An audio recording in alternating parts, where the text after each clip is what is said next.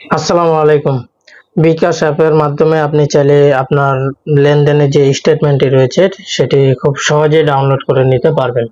অর্থাৎ আপনি গত দিনে বা গত 30 দিনে বা 1 মাসে 1 বছরে কার সাথে কত টাকা লেনদেন করেছেন বা কে আপনাকে কত টাকা পাঠিয়েছে সেটার স্টেটমেন্ট খুব সহজেই আপনারা এখন বিকাশ অ্যাপের মাধ্যমে ডাউনলোড করে নিতে পারবেন, তাও আপনার মোবাইল থেকে। তো চলুন আপনাদেরকে প্রসেসটা দেখিয়ে দিচ্ছি। তো সর্বপ্রথম আপনার যে বিকাশ অ্যাপটি রয়েছে সেই অ্যাপটিতে লগ ইন করে নেবেন। তো লগ ইন করার পর বিকাশ অ্যাপের করার পর ডান দিকে দেখবেন বিকাশের লোগো রয়েছে, সেখানে ক্লিক করে দিবেন।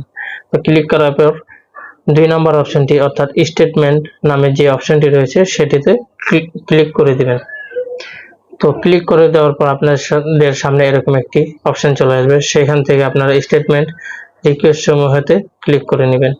তো ক্লিক করার পর নিচের দিকে দেখবেন নতুন স্টেটমেন্ট রিকোয়েস্ট নামে একটি অপশন রয়েছে, সেটিতে ক্লিক করে দিবেন।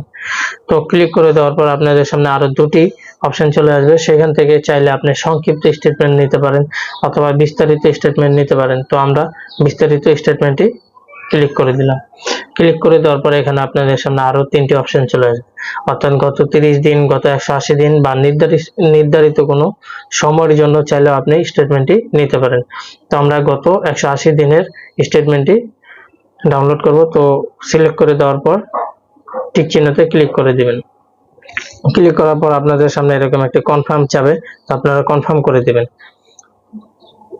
তো কনফার্ম করে দেওয়ার পর আপনার প্রসেসিংটি সাবমিট করা হয়েছে, এখন কিছুক্ষণ অপেক্ষা করতে হবে। এই ক্ষেত্রে অনেক সময় 2 মিনিট লাগে বা 5 মিনিট লাগে, অনেক সময় দেখা গেছে 1 ঘন্টাও লাগে অথবা 12 ঘন্টাও সময় লাগতে পারে। সেক্ষেত্রে আপনি কিছুক্ষণ অপেক্ষা করবেন অথবা কয়েক ঘন্টা অপেক্ষা করবেন। স্টেটমেন্টটি আমাদের রেডি হয়ে গেছে, সেই জন্য আমাদের নোটিফিকেশন দিয়ে জানিয়ে দিয়েছে। তো আমরা সেই নোটিফিকেশনটিতে ক্লিক করে নেব। ক্লিক করে দেওয়ার পর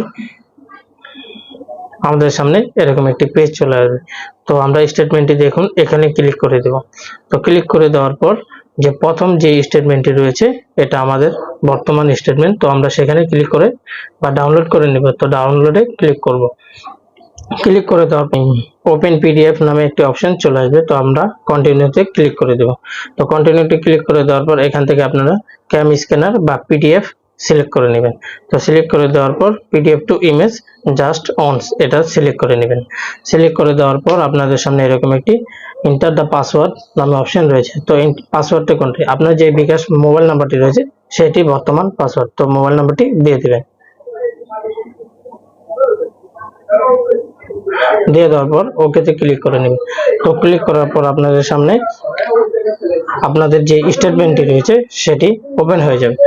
তো এইভাবেই চাইলে আপনারা আপনাদের যে বিগত 100 দিন, 90 দিন বা 30 দিনের যে স্টেটমেন্টটি রয়েছে, তো চাইলে আপনারা খুব সহজেই বিকাশ অ্যাপ থেকে আপনার স্টেটমেন্টটি ডাউনলোড করে নিতে পারেন। তো এতক্ষণ আমাদের সাথে থাকার জন্য আপনাদের অসংখ্য অসংখ্য ধন্যবাদ। আরো নতুন নতুন ভিডিও পেতে আমাদের চ্যানেলটি সাবস্ক্রাইব করে আমাদের উৎসাহ করবেন এবং আমাদের পাশে থাকবেন।